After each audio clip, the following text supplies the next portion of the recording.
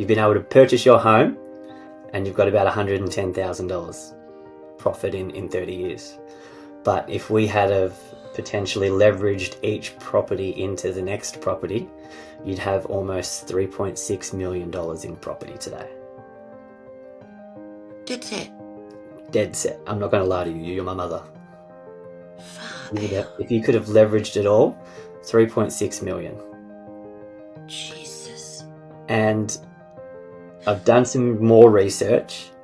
If you were renting all of those properties out for what their current market is for rent on those exact houses, you and Dad would be receiving $2,670 a week in rent, which is $138,840 annually. Oh my God. See? Knowledge is golden.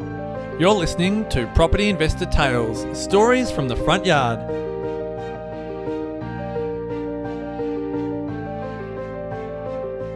Hello and welcome to Property Investor Tales, stories from the front yard, where I get to speak to property investors from around Australia about their property investing journey. My name is Bob Provan and I'm one of the advisors here at Positive Real Estate, where we help people build wealth through property. In this episode, I speak with my mum about my mum and dad's property journey throughout the 30 plus years of buying and selling property. We talk about some lessons that they learned. We talk about some potential money that they've missed out on or that they've made. And we really focus on what it is that would have helped them make better decisions along the way. I hope you enjoy this episode. So today is a very special episode for me. Quite a personal episode. I'm sitting down with my mum, Audrey, and we're going to talk through our family's real property journey. So one that's spanned a couple of decades, half a dozen moves, and a lot of hard lessons. So my parents bought and sold many times while I was growing up, and although they were trying, they weren't really trying to invest, so to speak, just buying and selling and moving properties in that sense. Every move is actually still a bit of an investment decision. So the thing is, they never really had a strategy or a professional to guide them. So in this episode, we're going to talk about all the different properties. So we're going to go property by property. We're going to talk about why they bought that property, why they sold that property, how much they made or lost on each property, and what those places would be worth now if they'd held on to them. So a bit of a spoiler alert, there is a big number at the end there that I'll tell you about. So my goal here is not to criticize my parents in any way, shape or form. It's to show anyone listening that buying and selling your home, so your PPR, isn't just about a lifestyle. It's also still going to build some wealth for your family, and getting advice and having a plan really matters. So, hello, Mum. How are you? I'm good, Dale. Thank you for biting the bullet and jumping on with me today. If anything gets a bit too difficult for you, you don't have to answer that. That's perfectly fine, but I really appreciate you jumping on with us today. So for those of you that don't know, I'm a property investment advisor at Positive Real Estate, and I feel like a lot of my mum and dad's decisions growing up and moving and buying and selling has probably in some way shaped me into becoming a property investment advisor, because I've seen a lot of things that I guess growing up made sense, because that's what I knew. It's what I'd seen my mum and dad doing. And then the more I started getting into buying my own property and things like that, I realized maybe mum and dad's advice isn't always the best advice. So let's jump into the history, I guess, of your property investment journey. So let's take us back to 1988. All right. So what was life like when you bought Hyssop Drive? What drew you to that one? A.V. Jennings was a big housing company back then, and they had a plan to get people into their first homes. And you put down $1,000. You chose which house you wanted to be built. You put down your $1,000. You chose your block of land, and you saved that money over the time period of what it took them to build the house, which I think it was about 5 months. And at the end of it, $500 of that thousand went as a deposit for the land, and the other 500 went as a deposit for the property. Right. And as we had one child and was already pregnant with one, we thought this was the easiest way to get out of renting and into the property market, whereas we were paying money for ourselves, not to a landlord. Right. Awesome. Okay. So that sounds like almost a bit like of a government incentive, almost off the plan type thing to help first home buyers, yeah? Yes, exactly. That's good, pretty.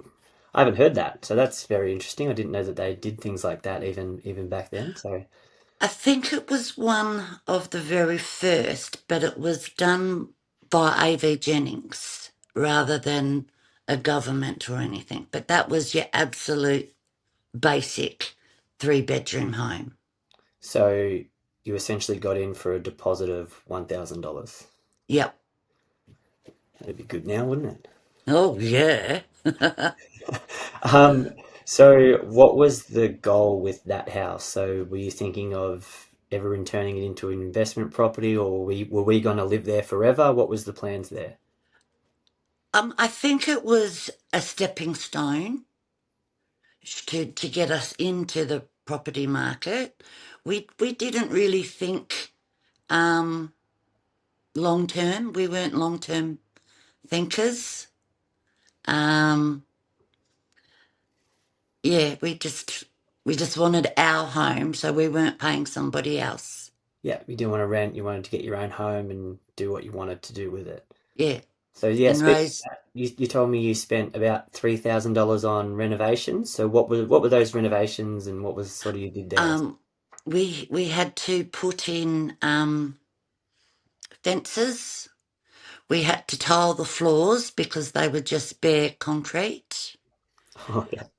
Yeah, not polished or anything, just with paint blotches and everything on it. So Um, when they gave you the keys to the house, you had to do your own floor. yeah, you Oh, had to do your own floors, you had to do your own curtains, blinds. The only places they tiled was your kitchen backsplash, a little bit in your laundry above your trough, and the tiles that were in the bathroom. They had in your shower, your bath, and a little bit above your wash basin, right. vanity. So No floor. did you and Dad do that, or did you get someone to come in and do No, that? no, no, Dad and I.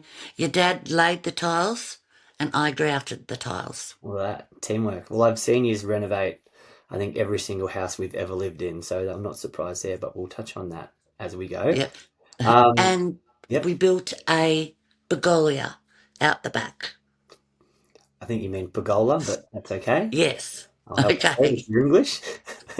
Um, so when you sold that property in 1990 for less than you paid, what went through your mind? Did you feel rushed or pressured?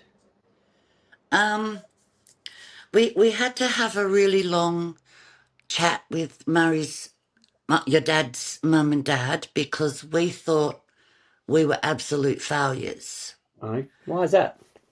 Because when we bought the property, the interest rates were around 7%. So we still had a massive chunk of money left. By the time 19, late 89, the interest rates had gone up around 16, 17%. And your dad was only, because I'd had you as well by then, and your dad was only earning $100 more than our monthly repayments. Monthly, not weekly, So, monthly. no, monthly repayments. And you were a tiny, tiny baby. And then we had Brody as well and Sammy. And we got contract work to clean a couple of factories. And so we would do that at night, taking all you three kids along. And your dad would work, at least a minimum of a 10-hour day each day, if not more. And then we'd have to go out and do the cleaning. And then I got a nighttime job, and you kids would be looked after for a couple of hours. And then your dad would pick yous up and look after yous. And your dad just said, this is too hard, you need to be at home with the children more. And so we spoke to his mum and dad, and they said, no, no, no, it's not a failure. You can always start again. So, Yeah, right. So you bought it with an interest rate of 7%. Interest rates went up to 16%. yes. And here I am trying to explain to people that a 6% interest rate is not that bad. So that's, that's also, I didn't know that you were taking me to factories and putting me to work when I was 6 months Oh, old. no, you were, you were like tiny, tiny. Could have just put some of those ShamWows on my hands and I got me to should have, crawl around, and I could have helped you out a yeah. little bit. Yeah, I'm sure I Or would have. and mops on your knees Yeah, too. exactly. I would have helped. Yeah, Um, yeah. all right. So I did some research, and I'm going to go through this with each of the properties that we talk about today. So you bought the Hyssop Drive property in 1987 for $80,000. Mm-hmm. Spent $3,000 on it and sold it for $79,000. And it's now worth $685,000. How does that make you feel? Ah, yeah. Sold at the wrong time, market wise. Well, I guess you didn't really have a choice with the interest rates and a young family and No. the infant children not pulling their weight. So that's, I guess, if if you'd had someone guiding you then, do you think that would have made a bit of a difference, or what do you think would that have been able to help? Um, I think it definitely would have, because in school we were taught economics, how to do a business budget ledger and a home budget ledger. But we were never taught we were taught as from our parents in school that to buy a home is the great Australian dream, and that was it. We weren't taught anything about investments. My mum and dad had a great block, and my dad worked. So, yeah, those sorts of subjects didn't come up. And Murray's mum and dad were only ever one home buyers as well. They didn't do. So, yeah, it wasn't something we ever thought of. Yeah. Okay. Cool. All right. Well, let's go to property number two. You did the reset. We moved away to the country. You saved up a lot of money whilst you had three little terrors running around and causing mischief. So Yes. in 1995, you bought Queen Street. What was happening in our family then? Um, you three boys had gotten off to school. We were living in a factory house alongside my husband's work, and I'd been walking up the street with you children one day, and I looked in the real estate and I saw this house with the most unbelievably old-fashioned, beautiful front door. So when we got home that night, I said to your dad, I found the house. And he goes, oh, why do you like it? I said, no, no, no, I don't like it. I want it. The front door is amazing. So we purchased that house based on the front door.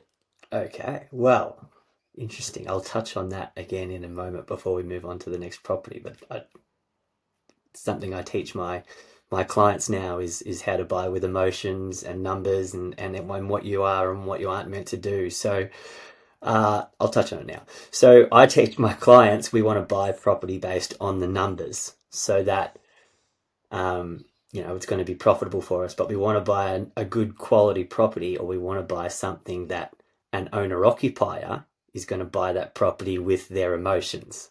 So if that was an investment property and someone was then trying to move it on, I guess they made a profit by having a nice front door. Probably yes. You didn't care about the bathroom, the front yard, the backyard. It was the front door. It was the front door. So there you go. Absolutely anything can make someone like that. Yep. Okay. So, what did you imagine that home would do for us in the long term? Well, you and your brothers were still quite young, so um, use your names. Of course you can. Oh, so Sammy had a room of his own. You and Brody still wanted to be in your own room, your own together. Didn't want your own room, so we had 4 bedrooms and 2 lounge rooms. And we thought, well, this is a massive house. The block was pretty much used up by the house, but that didn't matter because there was a huge park straight across the road, which you and Brody used to say, no, it's our park, get out. We thought To, it was. to yeah, to other kids. And yeah, we just thought it would be like a forever home, that one. Yep. It, whilst we were living in it, it got heritage listed because it used to be the top of Queen Street Baptist Church Rectory, and it was brought down by oxen. So it was really, really old fashioned in the sense that it had 10-inch skirting boards, 12-foot ceilings that were wood, and you could see the wood. They weren't painted over. It was a beautiful, beautiful home. Oh my God. So it was, I remember it very, very well. So I didn't do it.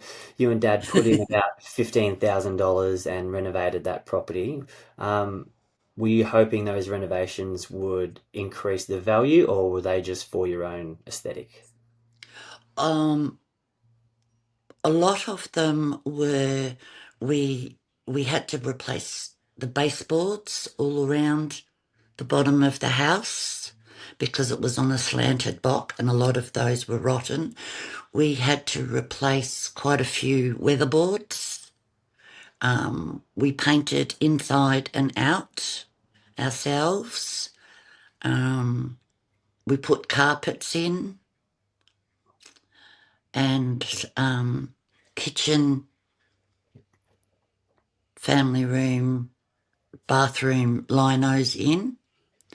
And we also put white carpet in one family room, which we had to pull up in a couple of months. Yeah, I knew that wasn't going to be a good idea, and I was like 7 years old.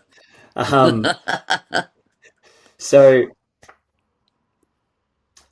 you bought that property in 1995 for $76,000, right? You spent $15,000 on it and Yeah. sold it in 2001 for $89,500. So you've almost just come out even there. How does that sort of feel, or did that feel normal at the time, or? Um, I don't know if it was normal, but we got neighbours that were just in our house all the time. Couldn't get rid of them. So I said to Murray, we've got to sell. We've got to get out of here Fair because enough. they're doing our heads in.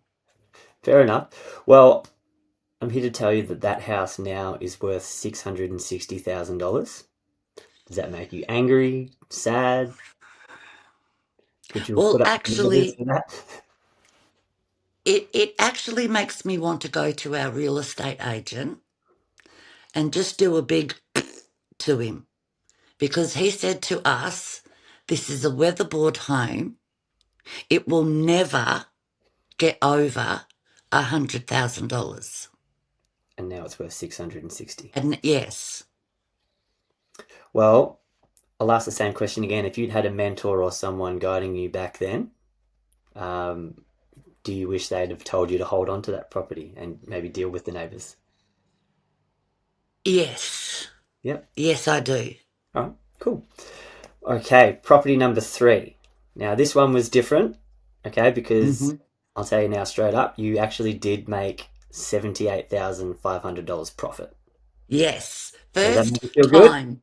Yes. First time we've ever made money from property. Fantastic. So in 2001, and we'll talk about when we sold that one. So when we sold that, when you sold that property, did you feel like you'd cracked the code to real estate, or did you think maybe you were just lucky? I thought for the first time we'd sold at the right time instead of, no, we have to sell or we want to sell. It was at the right time. Yeah. And what was the decision behind the sell? Your dad and I were having a rough patch, and he said, let's put the house on the market. So I put it on the market. The next day I took it off the market, and then a couple of days later I put it back on the market, and it was sold to the neighbour within 3 days.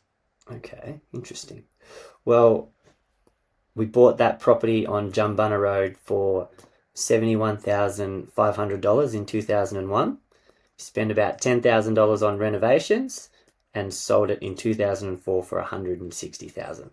So good profit there, and it's now worth $555,000.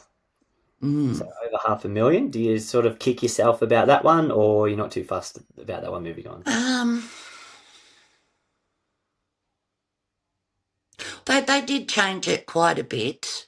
The people who have brought it, each one has changed it a bit, but that's probably the one that I feel the best about because we actually made a decent profit. There was no selling below or just even. We actually did do a profit on that one, No, cool. So unmeaningfully. yeah, no, that's all right. So what kind of guidance would have made you think twice about selling that one? Well, any really, And maybe any just any any property advice like if you did this to it and you held it for this amount of time, okay, you might not want to live in it, but you could still rent it. yeah, and maybe And release some equity out of it and potentially invest in another one and because now yeah, you've got some profit, yeah. yeah, Which is, like you said, exactly. something you didn't get spoken to about growing up. Neither did I. No, You know, it's we're all from whatever we get taught growing up is what we know until we're taught otherwise, really. So, okay. exactly. Property number four, Mitchell Street in 2006. Tell me why you and Dad picked that property. Um, we've always had the philosophy, and this came from Murray's father, work for yourself, not the bank. So we have always had the philosophy that you don't buy anything over $100,000. So, and back, my day, you could do that in some places. And so we brought Nyora. Mind you, you couldn't use the shower. It was full of like a plaster of Paris type thing. We'll get to And we'll get to that. yep, Yep. So and Mitchell Street bought for, yep, like you've just said, but you bought it for $99,500. So it yep, just scraped in under your rule there. You yep. spent $25,000 on renovation. So that was a lot. What was the reason for the renovations? Well, you could pick you could pick up the bathroom basin and go to China. It was not connected in any way. As I said, there was the bottom of the shower was all plastered up, so there was no drainage. Um, the toilet was supposed to be white, but it was just, Yeah, I remember it was a bit of a shack. oh, yes, very much so a shack. Is a polite way to put it. Mm-hmm. Um, so we're in that property for 4 years and sold in 2010. Actually made $40,000 profit. So that's good. Did you feel proud then or disappointed or you were happy? Yeah, that our hard work paid off. Yeah. Yeah, so because sold we in had to. 2010 for $166,000. That property on Mitchell Street is now worth $595,000. Yeah. And they did fulfill one of our dreams to do in that house, which they put a big living room on. Yes, yes, they did. So, Yes. if you could go back in time with someone advising you, what might you have done differently with that property? Might have been prepared to go over our rule number. Yeah, because of all the headaches and everything that came with the renovation, and Yeah, sometimes definitely. buying old isn't necessarily the best idea. Yeah, true, true. I remember I could see the ground outside from my bed. I could lay in bed, Yes, look in between the screens yes. and see outside. It Until I put all the silicon stuff in there, yeah. was an interesting It house. was actually four old railway smoko buildings. Yeah, that sounds about right. And so all the ridges that were on all the walls was the outside of it. Wow. Okay. So, Yes. so now we go to property five, Ransby Road. Um, Yep. 2011, you bought Ransby Road for, you broke your rule for $206,000. We did. Broke the rule. A bigger leap. So why was it that you went the 206,000 and not something under 100? Well, because we were paying cash money. So we could break our rule. And I said to your dad, we can buy it, but only on the condition I get to custom do the kitchen. Yes. So $45,000 in renovations, which is massive compared to everything else. Why the 45,000 and tell me about this kitchen? Oh well, I had it was the original kitchen that was in the house from when it was built, and the house was the old principal's of our house of the Poowong Primary School. So we gutted the kitchen completely, and we put in a new beautiful white one with black Caesar stone.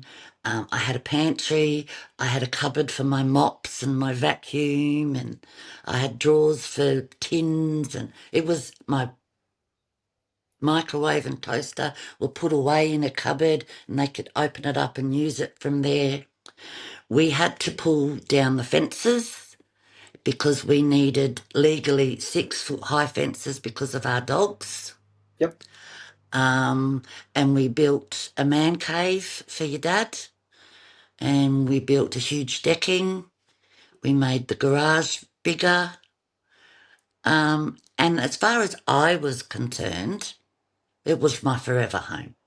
Yes, I got that vibe as well. So I'd sort of moved out and in and out and in while you're in that home. Yeah, But that was probably the one that you were the most proud of inside and everything as well. It was really beautiful. yeah. So we'll talk about that property. You sold that property in 2015 for $245,000.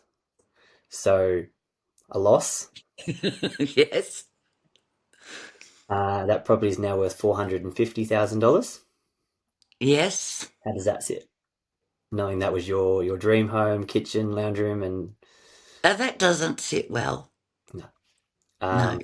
Do you think someone with some experience could have helped you maybe see the upside and avoid selling that one? Yes, yes, because of the reasons why we sold that one. Yeah, we Yeah, well, should have you. we'll go into the next one then, yeah. But what were you going to say? Um, from all our chats with you and everything, had we had somebody say to us, "You can move on with your next stage of life, but you can keep this house and use its equity," where we when no one ever discussed equity or having more than one home with us. So that would have been great. Yeah, well, so that's I guess the segue into the property number six. So Cowanna Drive. So the aim of that one, you bought the Great Block, and that was going to be a semi-retirement. don't have to work so hard anymore, live at home, do the fruit, enjoy life and the sunshine and everything like that. Um, spent about $10,000 renovating that one. Wasn't as big of a property, so you didn't have to spend as You much have to money that on it. much. But yeah, talk a little bit about that, the transition into potential semi-retirement. Um, well, your dad's an electrician, and they had this huge contract for the Wonthaggi Hospital, and it was all meant to be coming along in the next 6 months. And then there was a government change from Liberal to Labor, so that got squashed. And your dad said, "That's it. I want to change a life. How about we go to Mildura?" And I said, "Oh my God, you're going to take me back to my childhood." And he goes, "Yeah, I want to buy a great block." And I said, "Oh, you're not going to like it." And he goes, "No, no, no, I will. So, yeah, we bought a great block. Um, we had 2 good seasons, and then a tornado hit. Yes, it did. Yes, and it not only wrecked our potential income for that year, because when you're a blocky and you grow grapes, you don't get paid each week. You get paid, it's like every 3 months after you've taken your first crop in. So you're only getting paid quarterly. And then there are some downtimes where you're not having to do maintenance on the block work or anything like that. And it was really hard for your dad to come to terms with the downtimes. Yeah, doing nothing. Doing nothing, walking around, wondering what he can and can't do. And he fell into a bit of depression. And then when the tornado hit, he said, "That's it." And I said, "No, no, no, come on, we've got to go outside. We've got to do the pruning." And then about a month or so after the tornado, this guy just drove up our driveway and he said, "Do you want to sell your block?" And Murray goes, "Yes, yeah, I do." Take it, you can have it. Here's the keys. Basically, yeah. So Um, we sold it. okay, so yeah, so bought that one 2015 for 168,000, sold it in 2017 for 180,000. Now worth 410. Yes. Um, With no crop, no yeah, vines, that's nothing on it. brilliant. An empty block. It's knocked over the little house you were living in, the sheds, everything's knocked over. Mm, I went and had a look recently. Yeah, that's gone. yeah. Bang. Um, looking back, if you had some advice, would you do that again? No. No. No. Point blank, no. I didn't even think I needed to ask that question, but not everyone else knows what happened there, so no, don't buy a great block. Um, now, property number 7, which is the property that you and Dad are still in now. This is the one that you've kept. Why have you kept Yes. one? Um, well, like the last 3, no, the last 2, we own outright. Um, we're not the Joneses. We don't have to keep up with them. It suits us. We have grandchildren who come and sleep over, and some are around the corner, some are further away. So we don't need anything really big. Yep, cool. Well, you've put $40,000 worth of renovations into that one, and I've seen all that work firsthand. My dog was the reason for some of those renovations as well. Yes, yes. Um, turned the tap on in the kitchen and flooded the house while you were out. Sorry about Yeah, that. good surprise. So you purchased that property in 2017 and you went back to your rule, bought it for $95,000, Yes, yes. bargain, in 2017. Uh, I had a look. I'm not sure if you and Dad are aware, but that's currently worth $235,000. So, you've got some well, I wouldn't say equity because you own it outright, but you've got some Yep. growth there, which is good. How's that make you feel? Um, Pretty good. Pretty Pretty good. good. Having a win, Yeah. yeah. So if we look back at all of the other sales, what does, I guess, holding this one teach you? I think your dad's gypsy spirit's leaving him. I do. Yeah, he might have a little bit of gypsy in him, I think, because we Yeah. moved every 3 or 4 years, whether we bought something or renting something, or yeah, he just can't be Yeah. still, man. No. Um, okay. Well, if you could talk to your younger self about your decisions in property, what would you tell your younger self? I'd probably tell myself to be a lot more curious, a lot more of an information gatherer rather than this is what I know. And I probably wouldn't go so much off emotion because, but then that would be a very hard thing for me because I am quite an emotional person. Yeah. Yes. But yeah, No, that's actually really good information because if you had have known or had a mentor or had someone guiding you, you could have made some different decisions and had a completely different outcome. yeah. Yeah. There is one property that I'd like to talk about that we didn't purchase. Um, a property right near the beach uh, that Yes. I think about quite often. Now, Yes. you and Dad almost bought this property in 2001, and I think now I know why, because the price of the property was $210,000. But it was a beautiful property, a brand new home, like a 5 minute Mm-hmm. walk from the beach. Do you know how much that property is worth now? No. Would you like to know how much that property is worth now? Maybe no. Yeah, okay. It is worth $1.2 million. Oh, shit. Yeah. So that is a massive number, but knowing Dad, we probably would have moved before then anyway because, like you said, that gypsy spirit in him. He probably Mm. would have sold it at a loss for $208,000 or something like that. Who knows? Yeah. Um, um, what we'll do is I'm going to add all of that up for you. I'm not going to include the beach property because you didn't actually purchase it. So No. when we add it all up, you've made about $110,000 in profit over 30 years. You've been able to purchase your home and you've got about $110,000 profit in 30 years.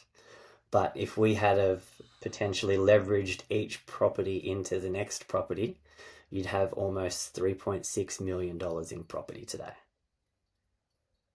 That's it. Dead set. I'm not going to lie to you. You're my mother. Far You would have, out. if you could have leveraged it all, 3.6 million. Jesus. And I've done some more research. If you were renting all of those properties out for what their current market is for rent on those exact houses, you and Dad would be receiving $2,670 a week in rent, which is $138,840 annually. Oh my God. See? Knowledge is golden, Yeah, isn't that's it? you could be retired and living off the rent coming in. Oh my stars. How does that sit with you, Mum? Oh, well, it really makes me feel like an idiot. You're not an idiot. You didn't have the No, guidance. no, no. Yeah, because I didn't question. You Like just a home to me was a home. It wasn't for an investment. And I think all young people should be, I don't know, given the basics of it at school or I mean, like now, everybody I talk to, if they're young and they're thinking about a house, I say to them, you need to contact Robert because, yeah, knowledge, just simple knowledge can make you a lot of money with not even trying. Well, yeah, exactly. Like I was about to ask, what would you tell anyone listening to this just sitting at home, but you've just nailed it. Like, get some knowledge, Yeah, get some help. yeah. What? Well, I was just talking to Rihanna the other day, and I was telling her about it. And she's like, "Oh, really?" I said, "Yeah." I said, your mum and dad should be doing it now before they're like us. They're too old. The banks aren't going to give them the money. Even like us, we own our own home. But yeah, the younger you are, the better it is to start. Yeah. Well, what do you hope that I've learnt watching you and Dad move so many times and sell these properties? Um, I hope that, and you as you go for knowledge. You go. You don't do things on emotion. You do things tactfully. You go out there. You research. You find out where the places are to buy, the right times. You haven't sold any yet because you're keeping them. You're looking beyond your dad and mine horizons. Cool. Well, thank you, And Mum. it's not so much that you're not doing mistakes because you're your own individual, but you're bettering yourself a lot faster because you seek knowledge. Cool. So Hmm. that, like, I was going to segue into it. If you could tell anyone or your younger self or anybody, what would you tell them? Seek knowledge, seek Yeah, guidance, seek a mentor, get help. yeah, If you don't know yeah, it, outsource it. yeah. Even if like what happened to us with our first house, had we gone to whether it be a financial planner or because I don't think there was businesses like yours back. There might have been, I'm not sure. And said, look, what do you think would be? Do we sell it at a loss and rent, or do we rent it out and go and live in the country? But we just thought, we're talking to Mari's parents and my dad and that. They said, no, no, no, it's all right. Just sell it and start again. Yeah. But yeah. Well, thank you very much for joining me today, Mum. I really appreciate you being very open and honest. Um, it's always something I love about you is you're very open and honest. You don't hold anything back, which is a beautiful trait to have. Now, I think Honesty's there's the a lot. best policy. It is. It definitely is. Now, I think there's a lot of power in looking back and looking at the real numbers and getting someone's real feelings to see the opportunities that were missed. Not to dwell on them, but like No, it said, to learn from them and to gain that extra education. So I guess to everybody out there, if you're buying, selling, upgrading, downsizing your home, whether it's your forever home or not, I want you to please remember that there are investment decisions involved in that. So having a mentor or a professional strategy even can really be the difference between making a little bit or making a life-changing amount over time that you can then pass down to your children and help them with their future as well. So if this episode has hit home for you, please share it with a family member, a friend, someone who you think might be thinking about moving. So let's try and help as many people as we can to make good, informed choices. So thanks again for joining me, Mum. I really thank you. appreciate it. And goodbye to everyone out there for now, and we'll see you again soon. Bye. Hey, thanks for listening to Property Investor Tales. Remember to subscribe so you get notified every time a new episode drops. As you can guess, I love hearing people's property investor tales. So if you'd like to share yours, then please get in touch with me via email at propertyinvestortales@positivementor.com.au. We would also love your feedback, and I would appreciate a 5-star review over on Apple Podcasts or Spotify. Remember, you can watch all of these podcasts over on YouTube at Positive Mentor or at positivementor.com.au. Until then, take care, happy investing, and bye for now.